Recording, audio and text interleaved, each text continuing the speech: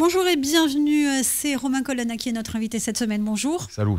Le tout nouveau président du groupe FAPOPOULOU-INSEM est à l'Assemblée de Corse, une prise de fonction qui est toute récente en fait.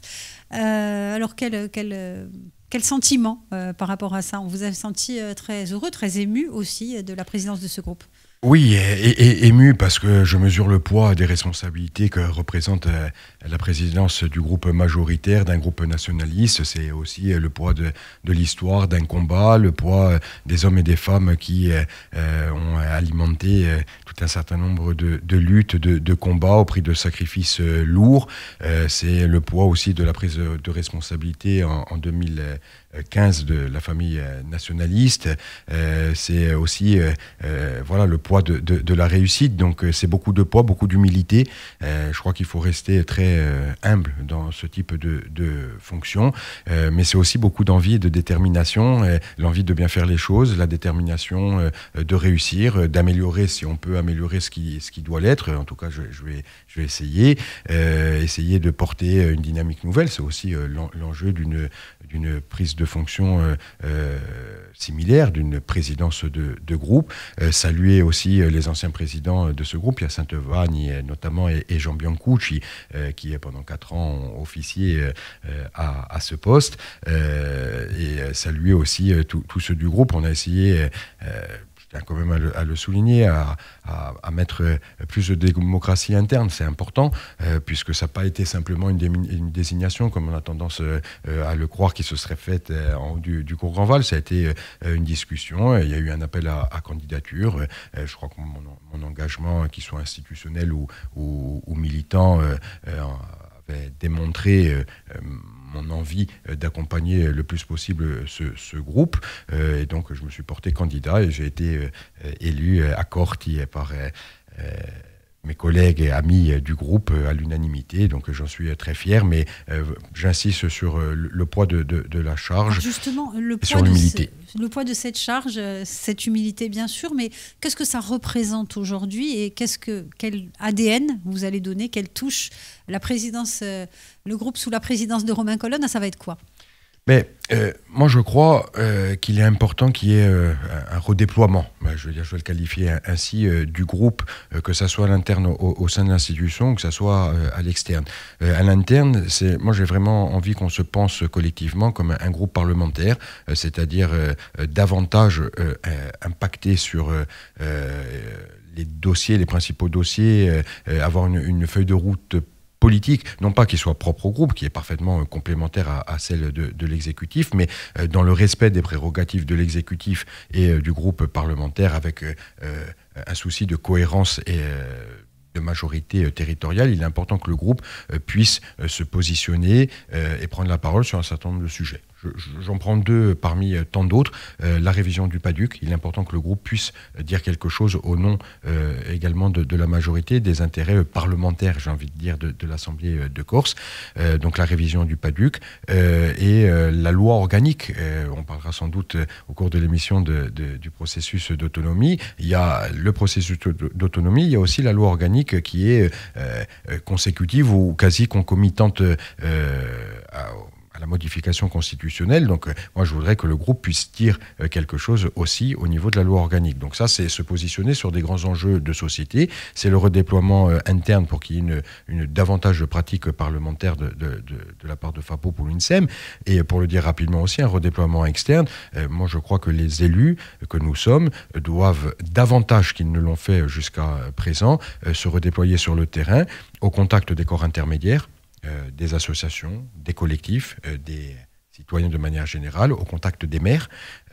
C'est important qu'on aille défendre notre bilan, identifier éventuellement des carences et voir comment on peut y pallier, et tracer des perspectives pour les 3 ans à venir. Donc ça veut dire davantage de parlementarisme, si je puis dire, à l'interne, et davantage de redéploiement sur le terrain au contact des Corses.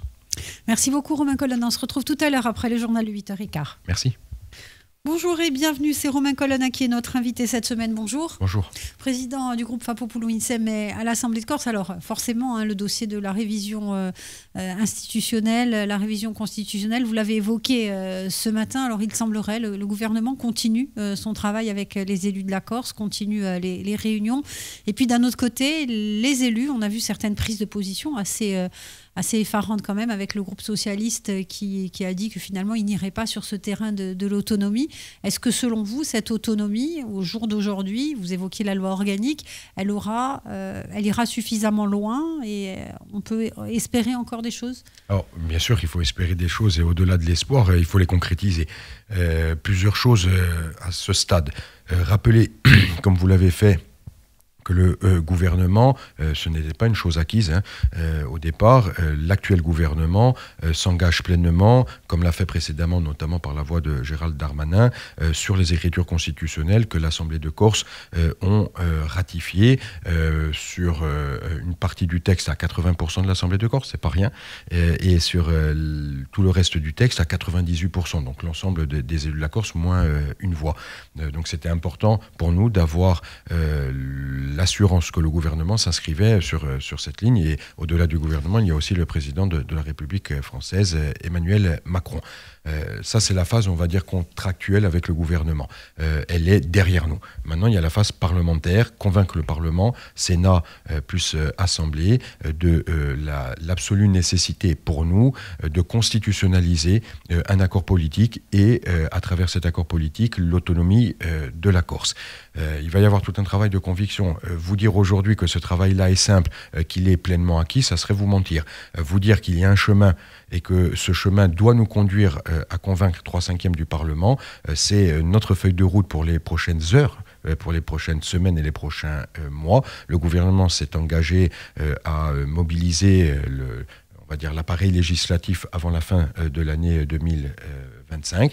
Donc nous devons, le gouvernement a sa part de responsabilité bien évidemment dans le processus. Nous devons, nous, élus de la Corse, de manière également transpartisane, avec tous ceux qui sont convaincus de cette utilité, aller au contact d'autres élus qui sont bien évidemment légitimes sur la question. Nous sommes nous aussi légitimes pour porter la voix du peuple corse et faire la démonstration que nous avons besoin de cette autonomie. Et cette démonstration, elle se fera, comme je vous le disais ce matin, aussi avec tout un certain nombre d'arguments qui vont venir appuyer ou décliner à travers la loi organique le principe constitutionnel de l'autonomie. Donc il faut bien que vos auditeurs comprennent deux choses. La révision constitutionnelle, c'est acter le principe de l'autonomie, la possibilité. Ensuite, la loi organique vient décliner cette autonomie dans tout un certain nombre de champs et vient décliner les transferts de compétences, qu'ils soient financiers, humains, et les domaines précis dans lesquels nous voudrions agir. Mais quand on voit le positionnement, par exemple, des socialistes qui ont toujours été à la pointe sur ces questions d'autonomie ou de décentralisation, il n'y a pas de quoi s'inquiéter.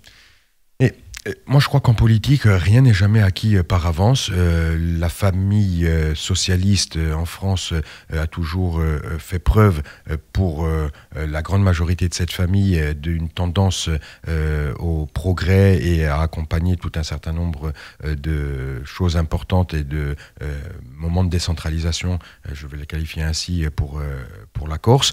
Là, ce n'est pas l'ensemble de la famille nationaliste ou l'ensemble des députés, c'est un certain nombre de membres du Parti socialiste, élus ou non, qui ont proposé une motion d'orientation dans le cadre de leur futur congrès qui doit intervenir, je crois, au mois de juin. Donc il faut attendre un petit peu le déroulé du congrès du Parti socialiste.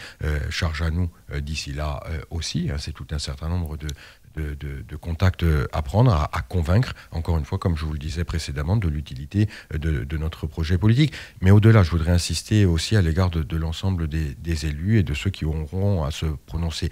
Ça va au-delà de l'utilité politique, c'est aussi le respect de la démocratie, parce qu'on ne peut pas installer des assemblées, faire voter le peuple corse à plusieurs reprises, nous demander de trouver des voies de consensus, des négociations pendant des mois, et nous dire au prétexte que nous serions des élus subalternes ou de de seconde zone, nous dire non, mais votre projet, finalement, on n'en tient pas compte, parce que sinon, ça veut dire que nous épuisons par avance toutes les voies démocratiques de résolution d'un conflit politique. Faut-il le rappeler, il y a eu un conflit politique en Corse pendant 50 ans qui n'est pas encore réglé. Nous proposons de le régler par la voie démocratique et par la voie politique. Nous avons fait tout le chemin nécessaire ces derniers mois et ces dernières années. Et il faut absolument que ce chemin-là trouve une issue favorable qui doit demeurer politique et démocratique. Une loi organique au rabais, ça serait pire que tout? Oui, bien sûr, mais il ne s'agit pas pour nous, mais c'est tout l'enjeu d'aller dans la négociation dans les semaines et les mois à venir pour obtenir quelque chose au rabais. Après, j'entends les critiques. Quand vous rentrez dans ce type de négociation, vous n'avez jamais, ça n'existe pas ce que vous vouliez au départ. Sinon, il n'y aurait pas de négociation. Et si la partie adverse était parfaitement d'accord avec vous, ça ne serait pas la partie adverse et il n'y aurait pas de négociation. Donc à partir du moment où il y a de négociation, il faut bien le comprendre ça. S'il y a une négociation, ça veut dire qu'il y a un désaccord. Il y a un désaccord avec l'État qui est profond depuis 50 ans, pour ne retenir que la période contemporaine, qui a donné lieu à un conflit ouvert, violent, avec son lot de drames, d'années de prison. Aujourd'hui, nous devons régler politiquement cette question-là et donner une perspective et un avenir à la Corse qui soit conforme à nos aspirations et aux aspirations du peuple corse.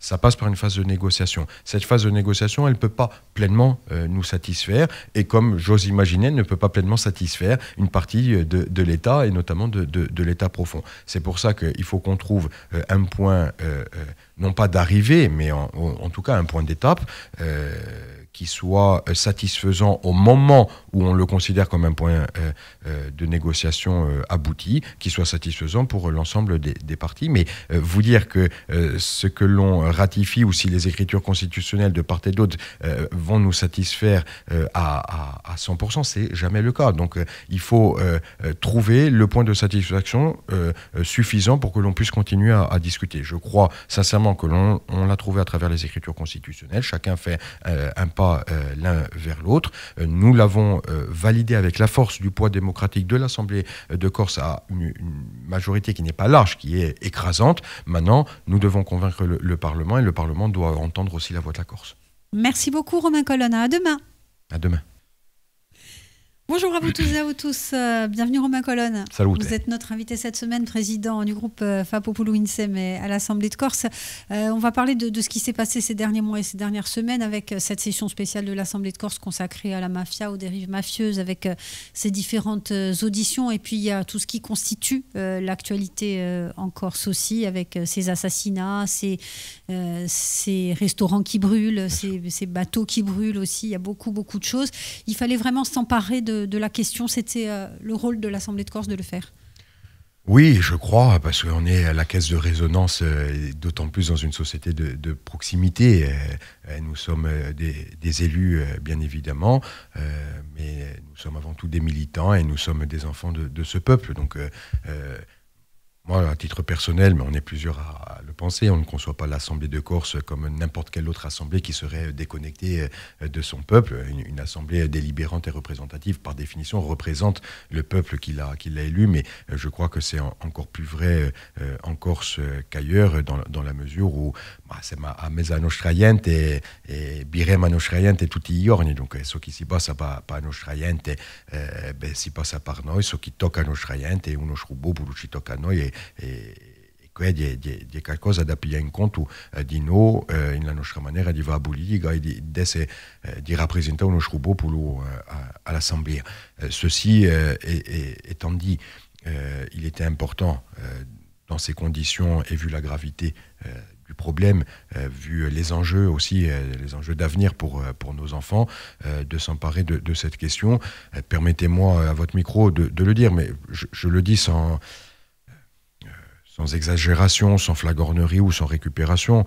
Je crois, sans trop m'avancer, me tromper, que nous sommes la seule assemblée d'Europe à avoir fait ce type de travail dans de telles conditions. Que l'on estime au final que ce travail soit satisfaisant ou non, ça c'est encore une autre question. Ça c'est l'appréciation de chacun. Chacun est libre de penser bien évidemment ce qu'il veut de ce travail. Mais le fait que des élus en connexion permanente avec la société civile, associative, organisée, aient travaillé pendant près de 2 années sur cette thématique-là, c'est quelque chose que l'on doit saluer, quelle que soit notre obédience, notre parti politique et nos affiliations. Je veux dire, c'est quelque chose d'important. Et c'est dire que nous avions pris la mesure du problème. Bien évidemment, il y a eu une montée en puissance ces dernières années des collectifs de la société corse sur cette question-là. Maintenant, cette question-là a imprégné le débat public. Nous ne pouvions rester en dehors du débat public. Mais moi, je ne suis pas là pour faire la généalogie de ceux qui ont parlé en premier de cette question-là ou pas. Il y a la force des collectifs, il y a la force de la société civile, associative, il y a la force du politique. Moi, ce que je crois, c'est que pour réussir, et je ne veux pas le dire et que ça apparaisse comme de 20 mots, mais pour réussir sur ces questions-là, il faut qu'il y ait une convergence de tous.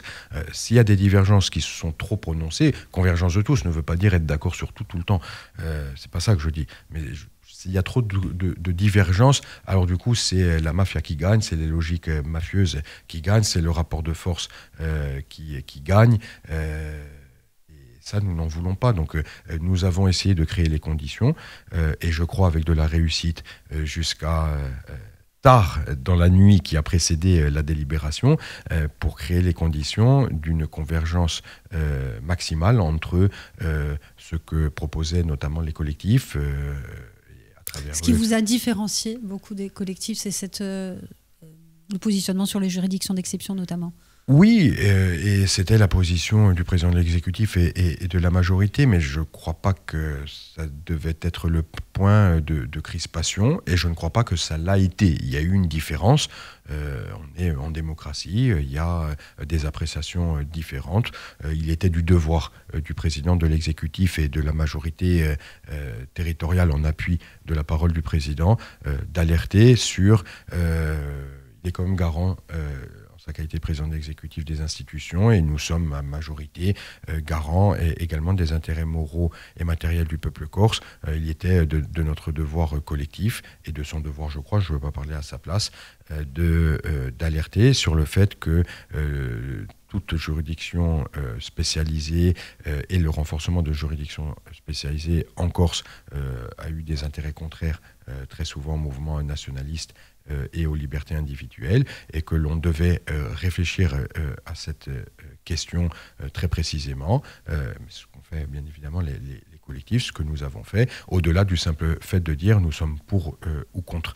Et j'en veux pour preuve qu'à la fin, cette question-là ne se retrouve pas explicitement mentionnée dans la délibération que l'Assemblée de Corse a évoqué. Il y a eu le rapport sur proposition du président de l'exécutif à partir duquel nous avons débattu.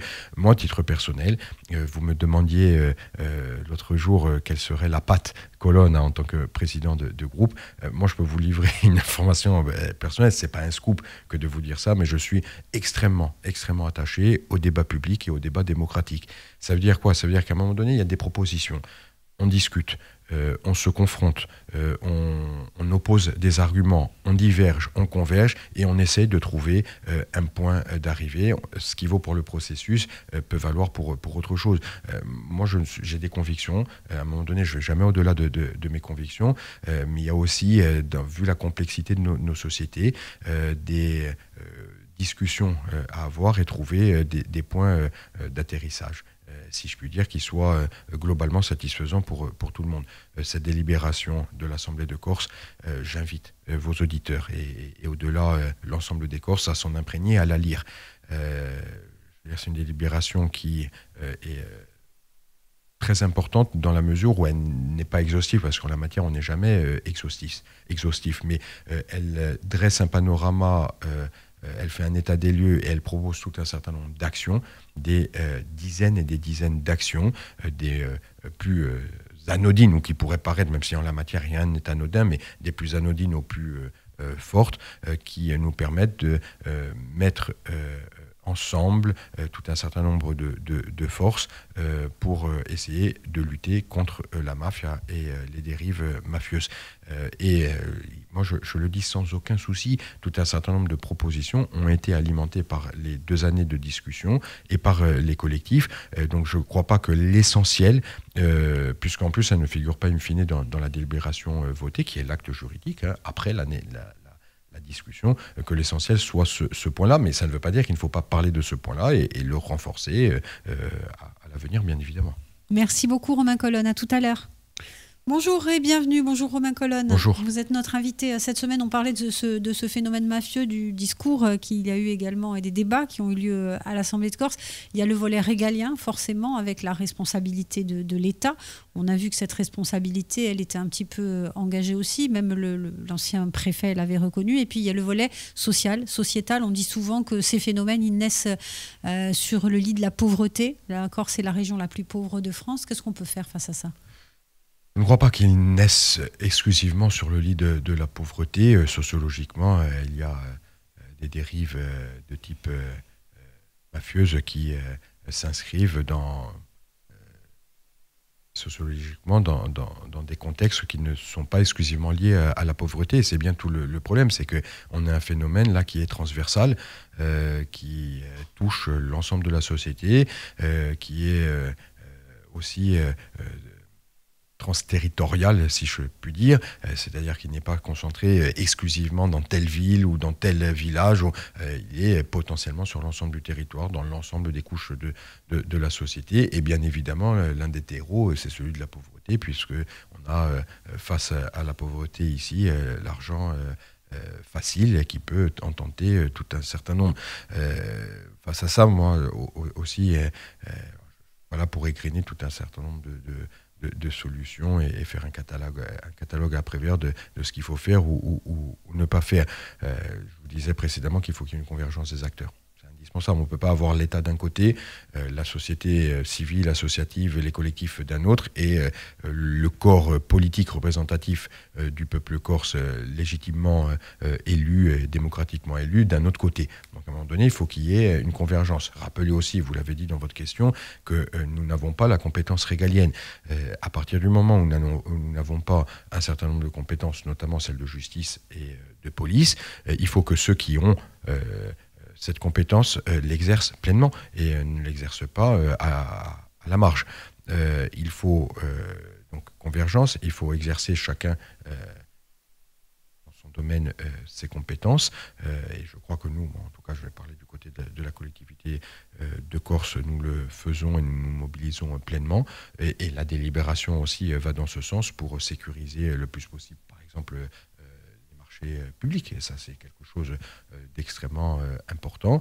Et ensuite il faut que la société ait une réflexion. Moi je crois beaucoup aux valeurs de l'éducation, et c'est mon métier là qui parle. Je crois que je ne veux pas avoir un discours candide, mais il faut qu'il y ait un appareil judiciaire répressif en la matière qui soit parfaitement adapté à la situation. Ça c'est un fait acquis, en tout cas il faut qu'il y ait une convergence des acteurs, il faut que les compétences de chacun soient exercées, il faut qu'il y ait du contrôle, il faut qu'il y ait un contrôle citoyen, il faut que la société associative et les collectifs, etc., continuent leur travail de veille, et en termes aussi d'alimenter le politique. Il y a tout un certain nombre de solutions, mais il faut aussi qu'il y ait, notamment sur le volet éducatif, un programme éducatif puissant.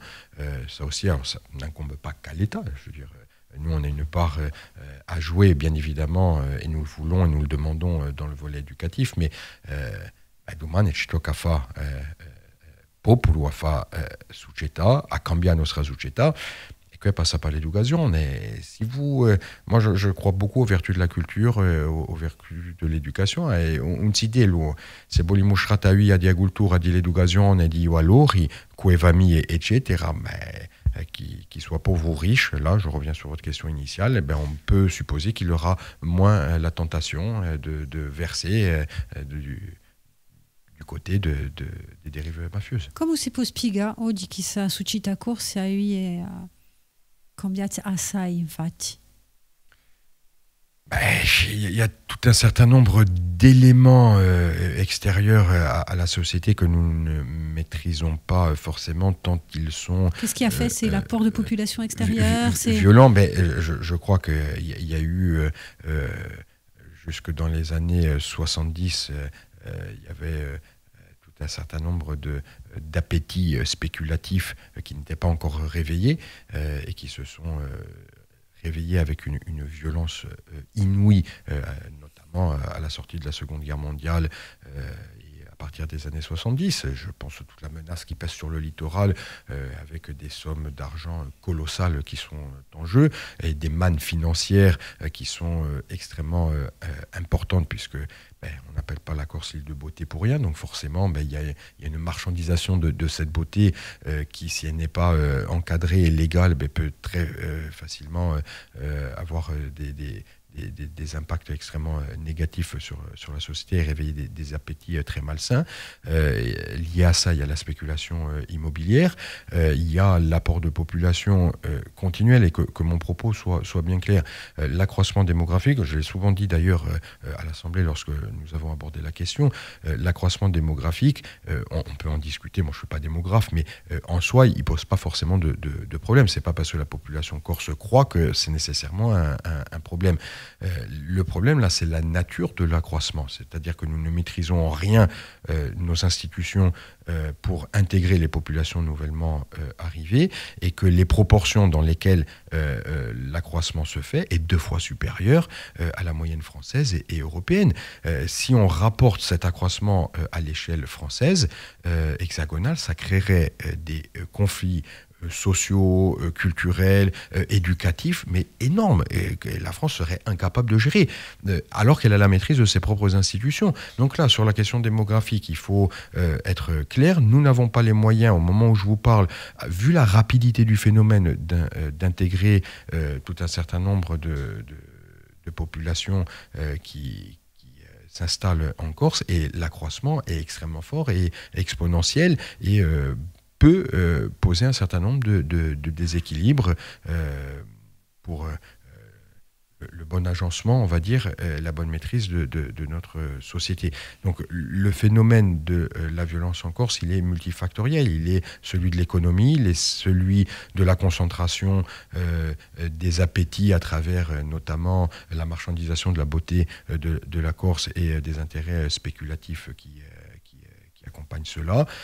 Il y a le problème aussi éducatif, on en parlait précédemment, donc il y a tout un certain nombre de raisons qui font que aussi, je ne peux pas passer sous silence le rôle de l'État, on parlait précédemment d'une nécessaire convergence.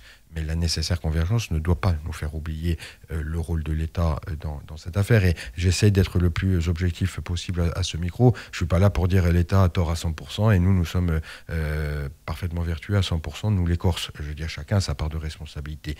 Mais on sait historiquement ces dernières années à quel point l'État a concentré ses efforts notamment sur la famille nationaliste et concomitamment a laissé émerger... On a plus chassé les nations que les dealers. Bien évidemment. Et on en paye aussi les conséquences aujourd'hui. Donc il ne faut pas toujours regarder dans le rétro et dans le passé et essayer de se projeter parce que c'est l'intérêt collectif et c'est l'enjeu de la politique. Mais pour se projeter durablement, sereinement, il faut aussi avoir une connaissance du passé et que l'État aussi change son rapport à la Corse pour que l'on puisse envisager un avenir, en tout cas sur cette question que vous évoquiez de la violence, qui soit un avenir serein. Merci beaucoup Romain Colonna, à demain. À demain. Bonjour et bienvenue, c'est Romain Colonna qui est notre invité cette semaine. Bonjour. Salut. Allez, on va se projeter dans un an, les élections municipales. Il y a des enjeux, forcément. Les précédentes, celles de 2020, elles s'étaient déroulées dans des conditions un peu particulières liées au Covid. Là, on arrive, on n'est pas encore en campagne, mais quoique, il y a des... Un petit peu quand même. Selon certains endroits, il y a Ajaccio, il y a Bastia, il y a Porto Vecchio. Il y a quand même des grands enjeux, même si on essaye d'être présent sur un maximum de communes. Oui, alors là... Alors, on va parler d'Ajaccio. Si vous voulez, avant Ajaccio... étant militant de Femagour, c'est que je peux vous dire, et là encore une fois, c'est pas trahir un grand secret que Femagour, en tant que parti nationaliste corse, a vocation à investir le chantier municipal partout en Corse. Ça ne veut pas dire qu'on va l'investir de la même manière partout, bien évidemment. Mais Femagour a vocation, que ce soit in Basti, in Ajaccio o in i paesi di l'interno, che la in montagna o in piaggia, a investire sul terreno di municipale. E questo è sicuro, in modo generale. Avec toujours la même cohérence, les mêmes valeurs et en privilégiant bien évidemment une logique de projet au-delà des étiquettes. Ça, c'est un petit peu le cadre général dans lequel on s'inscrit, on aborde ces municipales. Et bien évidemment, il y a le cas d'Ajaccio plus particulier. Oui. Alors, le cas d'Ajaccio, il y a des discussions, il y a des... On a vu cette dernière réunion sur ce qui s'était fait sur Ajaccio avec des représentants de FEM qui ont répondu au PNC, mais de l'autre côté, le PNC qui ne s'est pas vraiment positionné, ou plutôt positionné pas vraiment en faveur d'une union avec FEM. Écoutez, nous, on est assez clair sur Ajaccio. Le point de départ, il est double. C'est porter un projet et une vision pour la ville d'Ajaccio et au-delà pour la CAPA, bien évidemment, parce que qui parle d'Ajaccio parle aussi de la CAPA.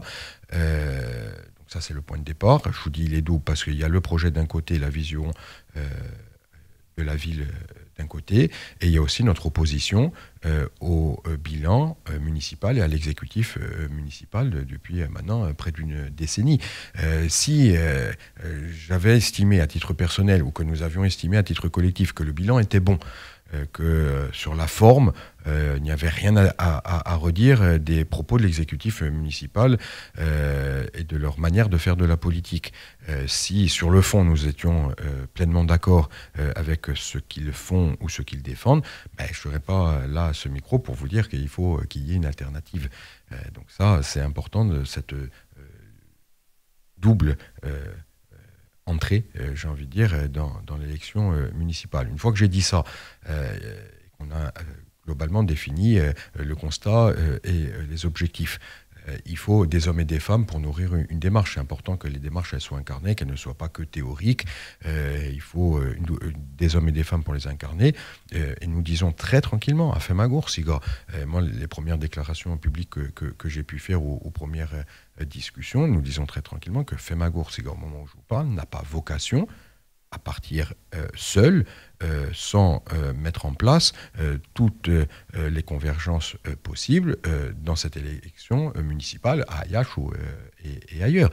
Femagour assume ses responsabilités en tant que parti politique et parti nationaliste corse, qui a une vision et un projet pour cette ville ou ailleurs, qui est opposé à l'exécutif municipal et il va s'en dire tout en respectant les hommes et les femmes pleinement de cet exécutif municipal. Là, je vous parle bien évidemment exclusivement sur le terrain des idées et de la mise en œuvre des politiques publiques. Mais nous disons d'un autre côté que Femagour, très tranquillement, très sereinement, n'a pas vocation à aller seul à ces élections, tout en assumant un certain nombre de responsabilités. Il y a eu des scrutins qui ont précédé le scrutin municipal depuis maintenant 2021, pour le situer sur le scrutin territorial. Il y a eu 2 législatives qui ont suivi. Voilà. Nous savons aussi le poids qui est celui de Femagour dans le paysage politique. Et donc je pourrais arriver à ce micro-là en disant, voilà, nous, forts des résultats électoraux des uns et des autres, on peut... Non, c'est pas notre manière de faire. Nous nous disons, parlons du projet, parlons de l'opposition à l'exécutif municipal. Parlons des hommes et des femmes en leur qualité d'Ajacciens, d'Ajacciennes à travers les compétences. Est-ce que en mettant cette méthodologie en place, il peut y avoir un certain nombre de convergences?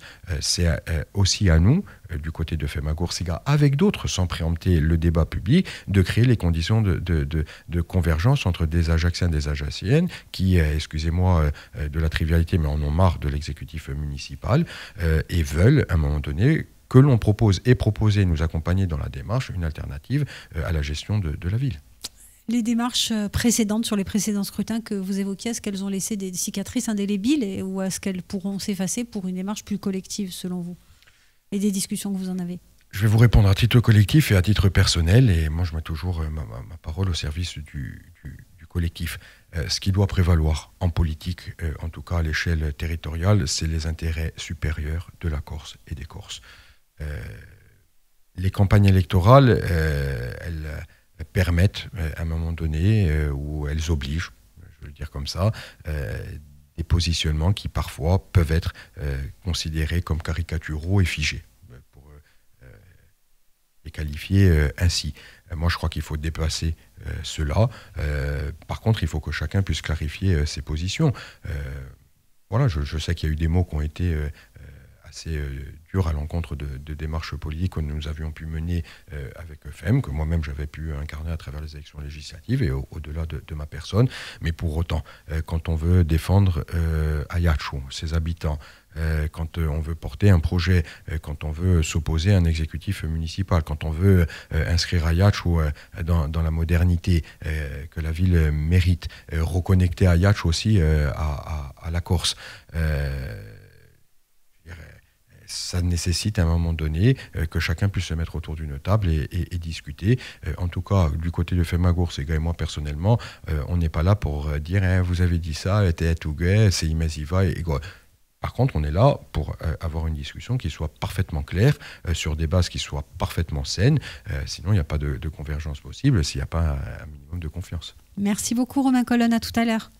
Bonjour, on retrouve Romain Colonna, bonjour. Salut. On parlait des élections municipales ce matin, on a beaucoup évoqué Ajaccio, on va parler de Bastia, où là c'est plus compliqué, semble-t-il, du point de vue même de la majorité. Écoutez, je crois qu'il y a des discussions, moi je ne veux pas parler à la place des Bastiais, je crois qu'il y a des discussions, et je vous disais précédemment que Femagours avait vocation à s'inscrire dans l'ensemble des démarches municipales proposées en Corse. À Bastia, c'est non pas un cas à part, mais c'est une singularité qui n'est pas à ne pas prendre en compte, c'est que nous exerçons les responsabilités depuis maintenant un certain nombre d'années. Il y a des discussions, mais c'est normal, je crois, au bout d'un certain nombre d'années, il y a des discussions au sein de la majorité municipale et au-delà, c'est à eux de les mener pour dégager la meilleure démarche, en tout cas ce qui leur semble la meilleure démarche possible. Mais moi, je vois pas je vous le dis en toute honnêteté, ce qui me semblerait anormal, c'est qu'il n'y ait pas de discussion. C'est normal quand vous sortez d'un exécutif et de plusieurs années d'exercice des responsabilités qu'il y ait des discussions au sein d'une majorité, parce que le temps change. Le Bastia d'aujourd'hui n'est pas le Bastia de 2014 lorsque Gilles Simeone prend les rênes de la ville, comme la Corse d'aujourd'hui n'est pas la Corse d'il y a 10 ans et encore moins celle d'il y a 50 ans. Il y a 10 ans d'exercice des responsabilités, donc c'est normal qu'il y ait des discussions. Et moi je pense, je vous le disais dans une émission précédente, il faut qu'il y ait en permanence des discussions. Si vous arrêtez de parler, si un parti arrête de parler, c'est qu'il y a quelque chose qui ne va pas. Donc il ne faut pas forcément toujours voir le mal dans de possibles discussions. Il y a des discussions, y compris entre Pierre Savelli et Gilles Simeone, sur l'avenir de Pierre Savelli. Au moment où vous me posez la question, je ne sais pas. Moi, je ne suis pas dans le secret des dieux. J'ai la lourde charge maintenant d'assurer la présidence du groupe Fapopoulou Insem, mais non pas d'assurer les éventuelles discussions que vous évoquez entre le maire de Bastia et le président de l'exécutif de Corse. Mais je vais le dire autrement, et j'insiste un peu, je le dis sans malice aucune. J'espère que le maire de Bastia et le président de l'exécutif se parlent, parce que sinon le contraire m'inquiéterait un petit peu. Allez, on va revenir à Ajaccio. Vous avez parlé ce matin d'une alternative qu'il faudrait à cette municipalité, à cette présidence de communauté d'agglomération. Vous pourriez être cette alternative ? En conformité à ce que je vous ai dit précédemment, moi je n'ai pas voulu rentrer dans le débat, dans les discussions, je ne veux pas rentrer dans les discussions à venir en termes de candidature. J'ai, me semble-t-il, sans trop m'avancer à ce niveau-là, bien évidemment, de par mon parcours et notamment de ce que j'ai proposé et qui a été, en tout cas, non pas couronné de succès électoral, mais qui a reçu une partie non négligeable du vote des électeurs à travers les 2 élections législatives, montrait qu'il y avait une capacité, avec une progression de voix au premier tour entre la première législative de 2022 et celle de 2024, avec plusieurs milliers de voix sur la circonscription, avec un score de 48% et demi lors du second tour de la première législative, donc tout un certain nombre de choses et une activité militante et électorale au sein de l'Assemblée de Corse qui est continue, permanente. Et donc je pourrais, fort de tout ça, dire...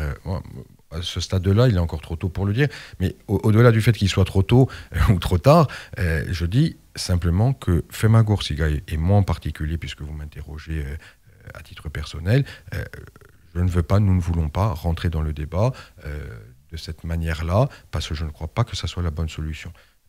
Moi, je veux créer véritablement et donner toutes ces chances à la discussion avec des hommes et des femmes de bonne volonté, de bonne foi, pour un projet sur Ayache où viendra le temps de définir les candidatures. Il s'est passé des choses en fin de semaine dernière du côté de Ghisonaccia, de Prunelli-di-Viumorbe, où il y a eu tout d'abord cette altercation, on va dire, verbale et ces invectives envers le président du conseil exécutif et également le président de l'ODARC. Et puis, s'en est suivi, sans qu'aucun lien, bien évidemment, ne soit fait entre les deux faits, cet incendie aussi de l'exploitation agricole de Charles Sisti. Oui, une situation compliquée. Permettez-moi à ce stade tout d'abord d'apporter... mon soutien au nom du groupe au président de l'exécutif et à l'institution de manière générale. Également soutien à l'agriculteur M. Sist touché, mais plus globalement à tous ceux touchés par ces incendies, parce qu'on a vu qu'il y avait eu d'autres incendies, par exemple au foyer rural de Bocognan. Donc apporter aussi un soutien à M. le maire, Achille Martinetti, Alessandro Philippe aussi. Donc on voit qu'il y a un climat qui est très délétère et qui appelle bien évidemment à beaucoup de sérénité, beaucoup de détermination à travers le dialogue, le respect des institutions, le respect des hommes et des femmes et mieux identifier les problèmes lorsqu'ils se posent pour mieux pouvoir les traiter, surtout toujours sur des bases claires, mais en aucun cas la Corse doit et peut se satisfaire de cette situation extrêmement problématique. Et il faut absolument sortir de cette situation-là et trouver les voies et moyens pour asseoir une situation qui soit parfaitement saine pour tous ceux qui travaillent, pour tous ceux qui ont en charge la gestion publique de la Corse. C'est un soutien important à toutes les victimes parce qu'il y a beaucoup d'incendies en ce moment, mais plus généralement, c'est beaucoup d'actes criminels qui émaillent notre quotidien en Corse et c'est insupportable. Qui est l'incendie aussi du foyer rural de Bocognan, où il y a eu cet incendie aussi de ces machines agricoles dans le Cap Corse, il y a eu cet incendie de cette exploitation agricole de Charles Sisti. Bien évidemment, ce sont probablement des faits qui sont complètement, qui n'ont aucun lien les uns avec les autres, mais quoi qu'il en soit, à chaque fois ça touche à la terre, ça touche aux terriens, on peut quand même s'interroger aussi, puisque sur ce fait-là. Oui, il y a les faits... il y a des incendies, il y a des faits bien plus graves aussi.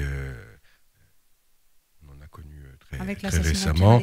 Oui, notamment, il y a une banalisation de la violence en Corse comme moyen d'expression et de pression. C'est tout bonnement inacceptable, au-delà, bien évidemment, du fait humain. Je veux dire, c'est inacceptable comme moyen d'expression dans le débat public, puisque je veux dire, les bases de la société corse doivent être celles du travail, doivent être celles du respect, doivent être celles de la compréhension mutuelle et de la démocratie. Et il n'y a pas de société viable en dehors de ces bases-là. Et on constate aujourd'hui en Corse... Ça fait référence aussi à la précédente discussion que l'on a eue. Ça fait référence aussi au vote du rapport sur les dérives mafieuses de l'Assemblée de Corse, où on voit qu'il y a un mode d'expression et de pression en Corse qui doit être renvoyé aux marges de la société, qui aujourd'hui occupe malheureusement trop souvent le centre de nos débats, de nos réflexions. Et tant que ce mode-là sera au centre de la société, ça posera des problèmes fondamentaux. Et c'est pour ça qu'il faut le combattre avec beaucoup de force et d'énergie et de détermination, et le combattre de manière collective. Merci beaucoup Romain Colonne. À tout à l'heure, on se retrouve Merci. après le journal de 8h15. Bonjour, bienvenue, nous retrouvons Romain Colonne. Bonjour. Bonjour. On parlait de cette situation, des incendies de ces derniers jours, des dégradations de biens qui appartiennent à des travailleurs, qu'ils soient agriculteurs ou pas d'ailleurs. Vous disiez il faut résoudre tout ça par le dialogue, il faut se parler, c'est pas un vain mot. Le président de la Chambre d'agriculture lui-même a dit il faut arrêter de laisser la Corse entre la cendre et le sang. Est-ce que justement vous avez l'impression que cette absence de dialogue, y compris au niveau politique aujourd'hui entre tous les acteurs, ça laisse une brèche à ceux qui voudraient se goupiller à l'intérieur de cette brèche? Vous évoquiez les dérives mafieuses aujourd'hui. Moi, je ne crois pas, contrairement à ce que vous dites, qu'il y a une absence de dialogue. Je pense qu'il y a des institutions qui sont là, et fort heureusement. Il y a des élections, il y a des majorités, il y a des oppositions, il y a des conseils d'administration. Il y a beaucoup d'espaces de dialogue qu'il faut respecter. Il faut peut-être que ce dialogue-là soit mieux... Ils sortent un peu des institutions aussi, parce qu'aujourd'hui, est-ce que ce dialogue, il n'a lieu finalement que dans les institutions? Non, mais il faut qu'il ait lieu aussi sur la place publique, et il faut que les associations, les corps intermédiaires et les citoyens qui n'ont pas forcément de mandat électif puissent prendre la parole. C'est la bonne vie d'une démocratie qui est saine. Moi, je ne crois pas qu'il n'y ait pas de dialogue. Peut-être qu'en ce moment, le dialogue est pas toujours bien perçu, ou certaines politiques publiques ne sont pas suffisamment expliquées, mais ce n'est pas que la voie du dialogue qui va résoudre tous les maux et tous les problèmes de la Corse, sinon ça serait facile. Mais j'insiste sur ce que je vous disais précédemment, il faut absolument ne pas banaliser les actes criminels comme les incendies, que ce soit d'agriculteurs, de foyers ruraux ou autres, de commerces, d'entreprises, comme des actes normaux. Non, ce n'est pas normal, ce n'est pas la société que nous voulons, ce n'est pas la Corse que nous voulons. Donc bien sûr, l'un des éléments de réponse, c'est de faire converger les forces vives, les forces de progrès, ceux qui sont résolument engagés pour une Corse saine et qui offre des perspectives à ses enfants, et c'est l'écrasante majorité des Corses. Et il faut mettre au banc de la société une minorité qui veut, elle, prospérer sur les cendres. Donc ça, c'est évident, et ça, c'est le rôle des institutions, c'est le rôle de l'éducation, c'est le rôle aussi d'une économie qui est saine, qui est diversifiée. Voilà, c'est beaucoup de facteurs qui doivent être conjugués, et bien évidemment, ça, pour répondre à votre question, passe par un débat démocratique permanent. Est-ce que les élus ont encore les clés de tout ça? Est-ce qu'on y comprend encore quelque chose?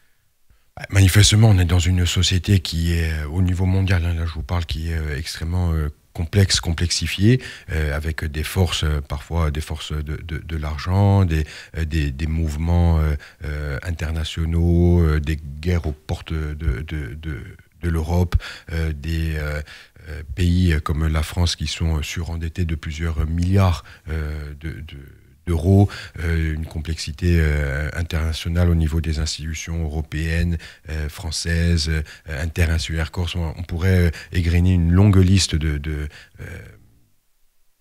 choses qui sont parfaitement complexes et qui réduisent, en tout cas dans la perception, le rôle des politiques. Et en plus, le politique, pour l'éprouver depuis maintenant quelques années que j'ai l'immense honneur d'être élu à l'Assemblée de Corse, vous pouvez prendre une décision, la mise en place entre la conception du projet, le fait que vous votiez tel projet à travers telle ou telle politique publique, et les effets escomptés de la politique publique, il peut se passer plusieurs années. Et forcément, le citoyen a l'impression, objective ou non, d'ailleurs, que parfois à tort, parfois à raison, que en fait, les politiques publiques ne sont pas suffisamment rapides ou pas suffisamment efficaces. Et lorsque vous mettez une politique publique en place qui va apporter un effet, vous avez 10 méfaits à côté, parce qu'il y a 10 choses nouvelles qui viennent intervenir, avec parfois des institutions qui sont extrêmement importantes dans le devenir des citoyens. je pense aux institutions européennes qui sont perçues comme très lointaines, et de fait, elles le sont physiquement de la Corse, mais en même temps, elles impactent fortement le devenir de la Corse. Et il y a globalement une défiance, mais qui n'est pas qu'en Corse. Et il y a une défiance à l'égard du monde politique et des acteurs politiques, parce que voilà, il y a le monde des experts aussi qui vient... le fameux monde des experts qui vient s'opposer à ça. Il y a une complexité internationale que nous évoquons précédemment, beaucoup de choses qui font qu'il peut y avoir cette perception que l'acteur politique n'a pas forcément les mains surtout, ou la main surtout, pardon. Et j'ajouterais aussi pour le cas qui concerne plus la Corse, c'est que nous n'avons pas toutes les compétences. Ça, c'est quelque chose qui est important aussi de comprendre, c'est que nous voulons exercer un certain nombre de compétences dans un certain nombre de domaines que nous appelons de nos voeux à travers la dévolution du pouvoir et d'un certain nombre de compétences à l'Assemblée de Corse, à la collectivité de Corse, à travers la constitutionnalisation de l'autonomie et à travers une loi organique puissante au service de cette autonomie et au service du bien-être des Corses et de la pérennité du peuple corse sur sa terre, pour régler tout un certain nombre de problèmes. Donc si vous conjuguez le fait qu'il y a une complexité internationale, qu'il n'y a plus d'argent, je veux le dire de manière un petit peu triviale, que les caisses sont vides, qu'en Corse nous manquons de compétences, que d'autres compétences sont à plusieurs milliers de kilomètres à Bruxelles, qu'il y a une défiance structurelle entre l'État et la Corse. Si vous conjuguez tous ces faits, ben c'est sûr que ça peut donner le sentiment que les politiques et le politique en Corse n'a pas forcément la main pour faire avancer les choses. Pour conclure sur les faits de ces dernières heures, on a parlé de manipulation. Selon vous, à qui profite le crime ? Il est encore trop tôt pour répondre à cette question. En tout cas, des tentatives de déstabilisation évidentes auxquelles il faut répondre par la sérénité, beaucoup de sérénité, beaucoup de calme et se prémunir justement de toutes ces tentatives de déstabilisation en gardant un cap politique clair. Merci beaucoup Romain Colonna. À demain. Bonjour et bienvenue. Bonjour Romain Colonna. Bonjour. Vous êtes notre invité cette semaine, président du groupe Fapopoulou-ICEM et à l'Assemblée de Corse. On va parler là encore justement, parce que c'est un domaine que vous connaissez bien, y compris, on va dire, dans votre vie civile. Aujourd'hui, on en est où ? On en est, alors, sur plusieurs points. Il y a le niveau statutaire, si vous voulez, qui mérite un règlement important de la question, puisque la langue corse ne bénéficie pas encore du statut auquel les locuteurs avérés ou les locuteurs désireux, enfin les personnes désireuses de devenir locuteurs et locutrices, toutes ces personnes-là ne sont pas encore protégées à travers un statut. Grosso modo, la langue corse ou les Corses ne bénéficient pas du droit auquel ils ont devraient bénéficier dans une situation normale vis-à-vis de leur langue ou d'une de leurs langues, d'une part, et les institutions ne sont pas soumises à quelconque devoir par rapport à la langue corse. Donc les droits des locuteurs et les devoirs des institutions doivent être renforcés, protégés, développés à travers un statut de la langue. Ce statut de la langue que nous avons appelé de nos voeux à travers le statut de co-officialité a été jusqu'à présent refusé, combattu au profit quasi exclusif du français. Et ça répond à une longue politique linguistique de francisation depuis maintenant plusieurs siècles, grosso modo, qui a débuté pendant la Révolution française, ou en tout cas la seconde partie, sous la Terreur, pendant la Révolution française. Au XVIIIe siècle. Donc là, l'un des enjeux fondamentaux pour notre majorité, mais au-delà pour le peuple corse, c'est de renforcer le statut de la langue corse, d'une part. Et ça, c'est en négociation avec l'État, le gouvernement français, dans le cadre notamment du processus dit de Beauvau, des écritures constitutionnelles qui, si elles aboutissent, nous nous battons pour ça, devrait consacrer l'existence d'une communauté linguistique et donc possiblement ouvrir le champ du droit pour les locuteurs et du devoir pour les institutions. Ça, c'est pour la partie, on va dire, statutaire de la langue corse. Ensuite, il y a la partie politique linguistique. Jusqu'à présent, des éléments importants de politique linguistique ont été menés par la collectivité de Corse. Soutien aux associations, soutien massif notamment aux écoles immersives associatives à travers Scolagours, la mise en place d'un maillage de EGAS dit à lingua, convention avec tout un certain nombre de médias, et je pourrais évoquer encore d'autres actions. Pour autant, le constat est partagé avec le président de l'exécutif, notamment, que nous ne sommes pas allés assez loin et de manière assez globale sur la politique de la langue. Donc, une réflexion importante est en cours pour mieux structurer l'action linguistique. L'office de la langue, le fameux office de la langue. Ça fait partie de la réflexion, en tout cas que l'on appelle office ou non, c'est pas forcément là plus important, mais en tout cas, ce qui est primordial, c'est qu'il y ait une structure d'accueil pour les politiques, pour impulser les politiques linguistiques, les contrôler, les évaluer et les partager. Parce que la plupart des politiques publiques dans les compétences que nous avons à la collectivité de Corse sont partagées entre l'administration, les élus de tous bords, donc majorité et opposition, et les principaux acteurs du domaine concerné. Ce qui vaut dans les transports, vaut dans le tourisme, vaut dans l'économie, etc. Pour la langue, ce n'est pas le cas. Il n'y a pas de structure d'accueil collégiale. Donc ça, c'est un des enjeux fondamentaux des prochaines semaines, des prochains mois. Nous y attelons. J'ose espérer que dans les prochains jours ou dans les prochaines semaines, il y ait une pulsion nouvelle, une dynamique nouvelle qui soit donnée autour de la langue. En tout cas, c'est le souhait du président de l'exécutif, à travers une structure d'accueil qu'on l'appelle office ou Consiglio di Lingua, peu importe, à travers le fait que de manière structurelle, les acteurs de la langue puissent se mettre autour de la table et qu'on puisse élaborer une politique de la langue qui soit globale et qu'on puisse la mettre en place et l'évaluer. Merci beaucoup Romain Colonna. À tout à l'heure. Merci à vous. Bonjour, bienvenue. Dernier rendez-vous de la semaine en compagnie de Romain Colonna. Bonjour. Salute. On parlait ce matin de ce Consiglio di Lingua. On croise les doigts pour qu'il sorte d'ici quelques semaines. Allez, on ne va pas dire quelques mois, on va dire quelques semaines. Cette langue corse, elle a été malmenée aussi sur le point de vue, d'un point de vue judiciaire avec ces fameuses délibérations de l'Assemblée de Corse. On voit bien qu'aujourd'hui, sans ce statut, sans ces arguments aussi juridiques, on voit bien qu'elle est vouée finalement à être mise dans le coin d'un placard. Oui, cette langue, et quand on parle de langue, en fait, on parle des locuteurs et des Corses qui la parlent ou veulent la parler, non pas être au banc de leur propre société d'un point de vue linguistique. C'est inacceptable et nous battons pour ça, mais il faut bien comprendre quelque chose, notamment je voudrais le dire avec force à votre micro, il ne faut pas croire que le statut demain, quand bien même nous aurions le plus beau statut, va se substituer à une politique linguistique qui soit forte. Vous pouvez avoir le plus beau statut de co-officialité, si vous n'avez pas de politique linguistique qui vient abonder, soutenir, accompagner, structurer l'action linguistique comme tout autre service public. Moi je considère la langue corse comme un service public, et c'est un service public que les institutions doivent donner, et c'est une compétence publique que les acteurs, les citoyens, les Corses doivent pouvoir acquérir au même titre que d'autres compétences de lecture, par exemple, ou d'écriture qu'on apprend à l'école.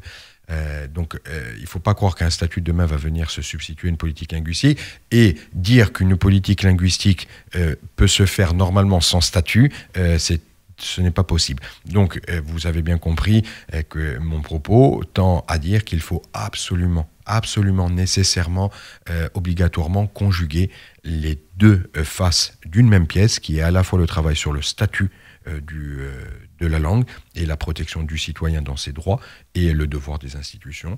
Et l'autre face, c'est la mise en place d'outils organisés, structurés dans tous les domaines de la vie sociale, qu'on appelle une politique linguistique. Mais il n'y a pas... le FEMUDA Parno ne suffit pas et le statut ne suffit pas. Exactement. Le FEMUDA Parno, l'expérience internationale nous montre, là je reprends ma casquette universitaire si vous le voulez bien, l'expérience internationale et comparative nous montre que le FEMUDA Parno, si vous n'avez pas un statut juridique protecteur, ne suffit pas, et le statut sans la volonté, l'organisation des citoyens et la mise en place d'actions concrètes, ce qu'on appelle une politique linguistique ne suffit pas. Donc ni le statut seul, ni le femouda parnoi seul, la conjugaison des deux, les deux faces d'une même pièce, c'est ce à quoi nous nous attelons très fortement et ce à quoi nous allons donner, je l'espère, une traduction rapidement au sein de la collectivité de Corse. Sans dépolitiser la langue.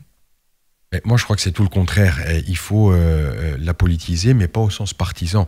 Il faut la politiser au sens que la langue, et c'est ce que je disais précédemment, est un service public. Et comme tout service public, il doit être accompagné par des politiques publiques et par des politiques publiques ambitieuses, mais dans politique publique, il y a politique. Donc, dépolitiser la langue, d'un point de vue partisan, la langue appartient à tous les Corses. La chose est nous sommes parfaitement clairs dessus, mais parce qu'elle appartient à tous les Corses et parce que c'est le bien, le patrimoine public des Corses et au-delà de l'humanité, elle doit recevoir, elle doit bénéficier de politiques publiques importantes, ambitieuses, permanentes, justement, qui se fassent au-delà du gré, au-delà de telle ou telle majorité. C'est bien parce que c'est ce patrimoine commun des Corses que le politique et les institutions doivent l'accompagner. Le positionnement du rectorat par rapport à cette langue corse aujourd'hui, il semble avoir changé quelque peu. Manifestement, il faut saluer l'implication du recteur d'académie, dire qu'il y a manifestement une part de sincérité chez lui à l'égard de la langue corse, et nous accompagnons les actions qu'il met en place, mais nous disons aussi, et c'est là où nous revenons sur notre discussion précédente, que les actions, la politique éducative notamment, ne peuvent pas se faire de manière aléatoire en fonction de tel ou tel recteur ou de tel ou tel préfet. Et c'est là où il y a un risque manifeste, c'est-à-dire que la langue corse doit dépasser le cadre de la relation tantôt conflictuelle, tantôt très conflictuelle, tantôt plus apaisée entre l'État et la Corse, et qu'elle doit bénéficier d'une permanence, parce que c'est un droit qui doit être un droit acquis des Corses, de pouvoir disposer de leur langue, que ce soit au sein de l'institution qui les représente à l'Assemblée de Corse, au sein des mairies qui représentent l'échelon communal, ou au sein de toutes les institutions et de toute la vie sociale courante des Corses. Donc oui à l'action actuelle du rectorat et du recteur, bien évidemment, mais dépasser le cadre d'une action qui pourrait s'avérer être aléatoire pour venir à travers un statut protecteur, justement, la pérenniser. Merci beaucoup, Romain Colonne. Merci à vous. Merci d'avoir passé cette semaine dans notre compagnie. Un piacere. Et puis, il va y avoir plein d'autres rendez-vous, parce que les choses arrivent très vite. Certainement. À Bereci. À bientôt.